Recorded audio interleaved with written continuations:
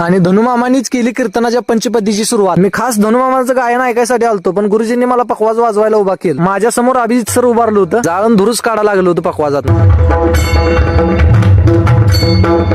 आणि आज कीर्तनामध्ये लोक लय फ्रेश होती, कारण आज कीर्तनच होतं आपल्या जिवलग मित्रांचं, म्हणजेच अनिल महाराज डुबुले तडवळेकर महाराजांनी कीर्तन एवढं भारी केलं की त्यांनी कीर्तन संपल्या माईकवरती अनाउन्सिंग केलं की महाराज तुमची पुढच्या वर्षीची तारीख फिक्स आमच्यात म्हणून. आणि धनुमामानी पण कीर्तनात असलं जोरात गायन केलं का नाही, तुम्हीच ऐका एकदा.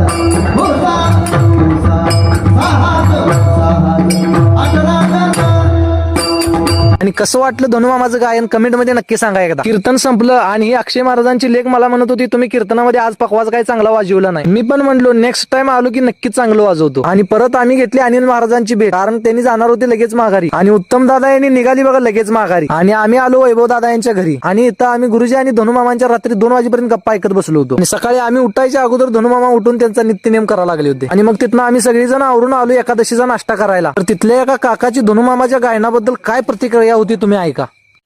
अतिशय सुंदर. आणि ते एक परमेश्वराची लीला आहे, परमेश्वर गाणं आहे. नाश्ता केला आणि आम्ही परत आलो खोलीवर. धनुमामासनी म्हटलं आम्हाला अजून एखादी चाल ऐकवा.